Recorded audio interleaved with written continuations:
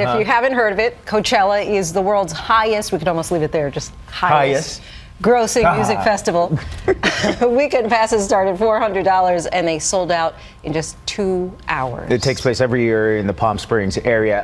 And apparently I'm not hip enough to cover this assignment. And here's an interesting fact. It's the first year no rock-related performers are among the headlining acts. Oh, interesting. I've seen a lot of like the new age. It's all manufactured and packaged a little bit different.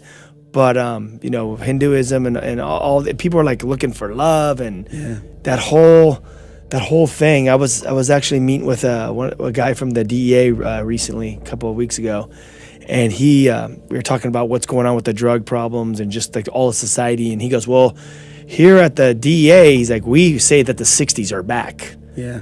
And when I started thinking about that, I go, you know what? It's so true because you look, we're in war. You know, it's free sex. Everyone's looking for love. The drugs are more than ever, purer than ever. Woodstock didn't go anywhere. Well, Woodstock, the name might have went somewhere, but I mean, they have Burning Man. You got EDC. You got the EDC. You got, you know, all the different, you know, Coachella. You got all these things, and that's what people are doing. They're just doing these drugs at these events. It's the exact same stuff that's happening back then. I know you were part of the hippie movement, right? Or you came you came later. I was a little bit after, Yeah, you were young. You were a little bit younger. But yeah, so it's basically that's what's going on right now, which is so interesting because, you know, the youth and everyone was just out of it. Music lovers around Southern California are getting ready for Coachella. They say there's nothing like seeing your favorite artists in a festival setting. It's just being there, being around the people, the atmosphere, the energy from the music. It's fun. I had a young lady that went to Burning Man.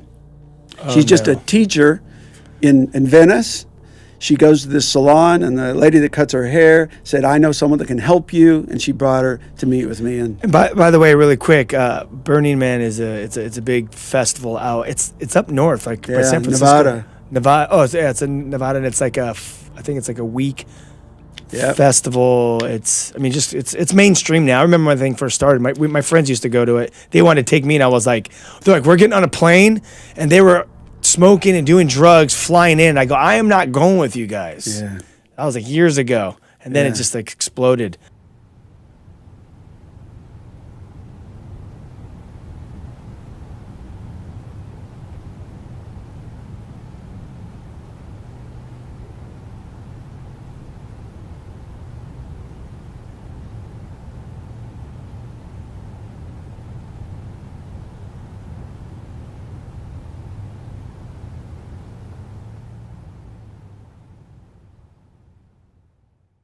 But so yeah, this girl's gonna go there, and what happened? Well, the thing about Burning Man is there's no rules. Yes. Okay? So everything is shared. You can't spend money except maybe buying ice or water, but it's out in the middle of the desert. And so she goes in because it's this utopian environment. But it is definitely free love, and it is free everything. Yes. But this idea of this, there's a giant Burning Man that's going to be actually burned on the final Saturday night. They also have a temple that they build, and that temple is it's a place of worship, and it's going to get burned also. But through that week, there's a lot going on.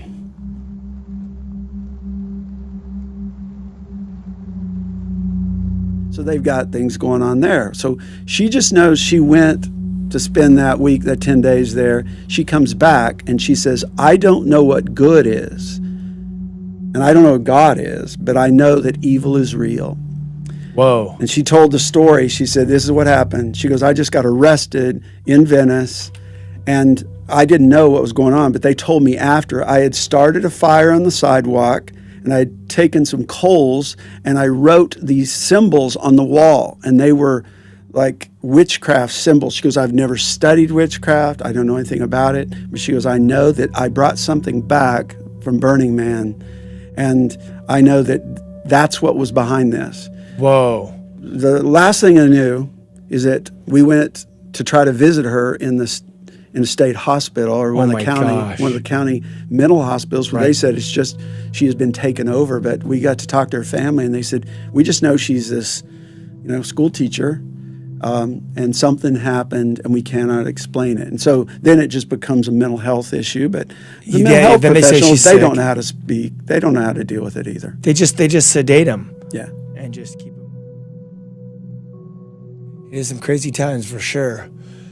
So then up there you've been running into a lot of New Age. What do you think the main religion is that up in the LA area? Like, is it just more like the New Age or? Well, I think people don't understand a lot of what's going on. I think that what's happening now is blended religion. So it's like coexist. A new spirituality, not just coexist, but if I want a new Buddhism, which means I want everything the traditions of Buddhism I want to learn from, and I want to learn how to meditate and quiet myself, but I don't want to have to give up my materialistic things.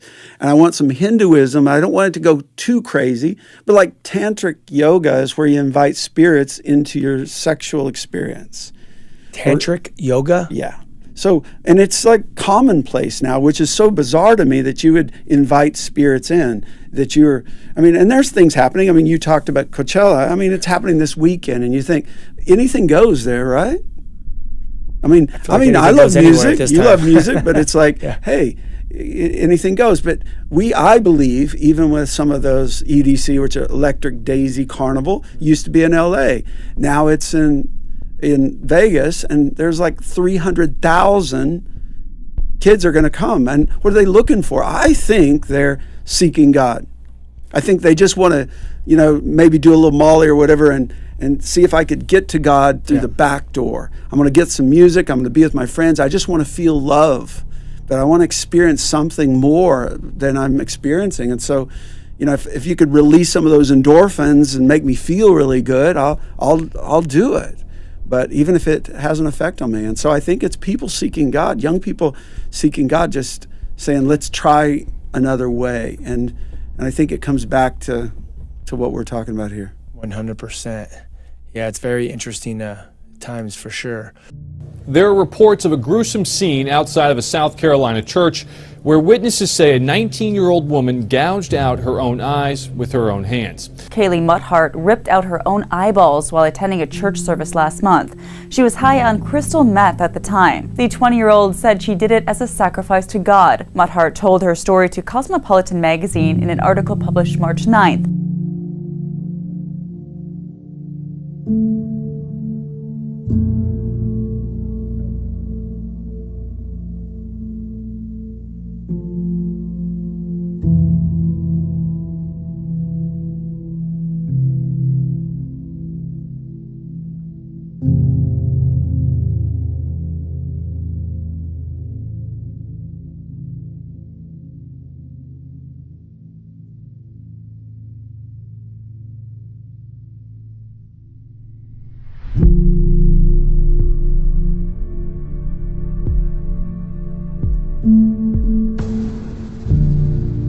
Witnesses say the 19-year-old woman was walking around here outside the South Main Chapel and Mercy Center. Moments later, she was seen kneeling near these railroad tracks.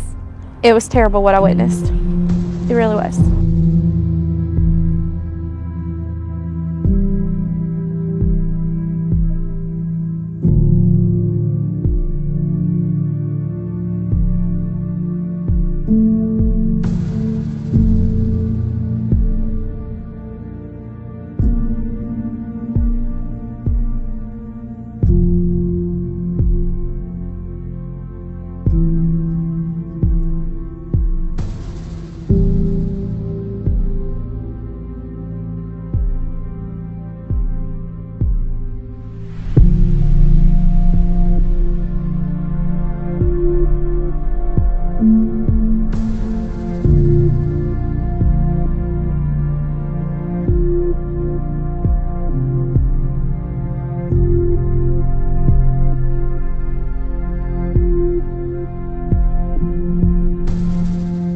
Don't go near them, ever. Keep your kids away from people that do them. Do your best that you can to stay away, far away, because they will take you and destroy your life.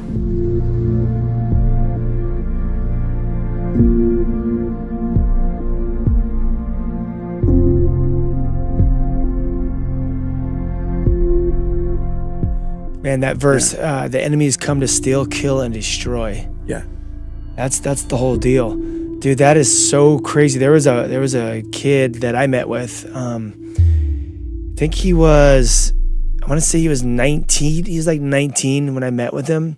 He went through some kind of ritual or whatever with this guy. But what was going on with him is that he was also walking through the street and he started manifesting, and he started like wigging out, talking in different languages and on the bus and just being a ruckus in the street. So he kept getting arrested. So, but the same thing, they don't have control. Yeah. They don't have control. What religions and what you're seeing up there in West LA, like in Santa Monica, what are people into? Because we know New Age is back big time. Yeah. We know, atheism is at all-time high, secularism, and what are you seeing up there in your neighborhood? Hearing a lot of the stories, you were talking about that era of the 60s and where the Jesus movement came from. And I've heard a lot of the stories myself about those days where, God did something that the church couldn't do, that no one else could do, but he did something. But I've also heard the stories of people that were driving into like Santa Monica back in the 60s so they could meet the swamis and all the yogis. And there was the whole beginning of the whole New Age movement of bringing together, the new Buddhism and bringing together some Hinduism, bringing some of the tantric type, the more extreme, the Kundalini yoga and things that are like way out there.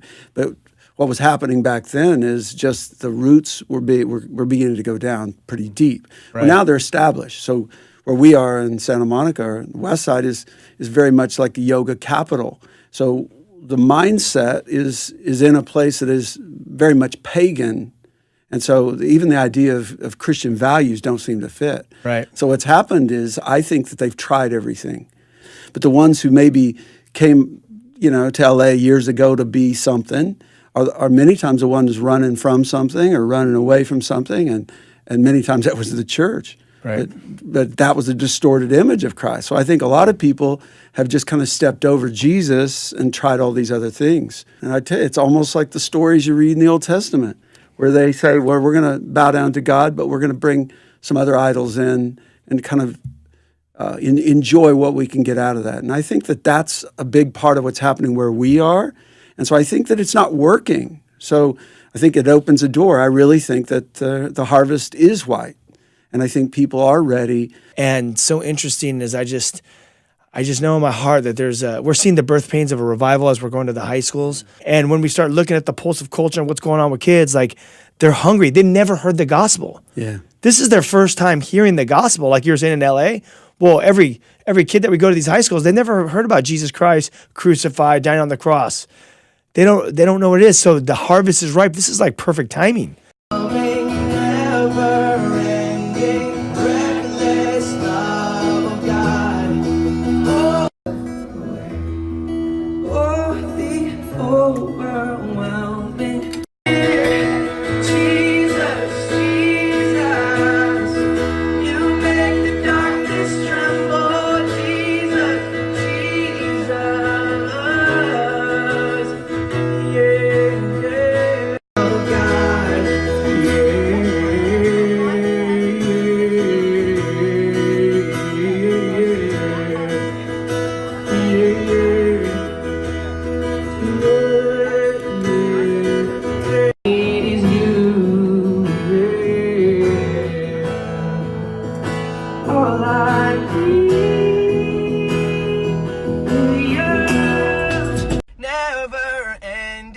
Reckless love of God.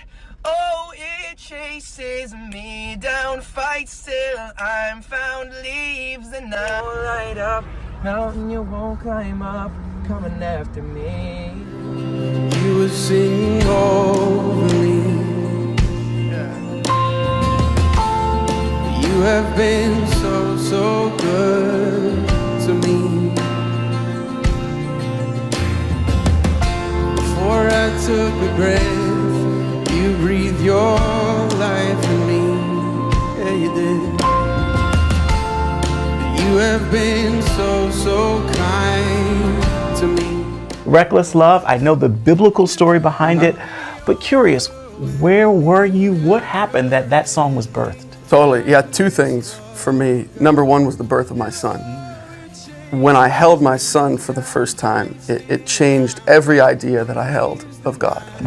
Every idea that I thought of God, oh, well, because my earthly father was this, he must be this, right? And in a moment, it was like, oh my gosh, looked into his eyes, and they look like an alien when they're little kids.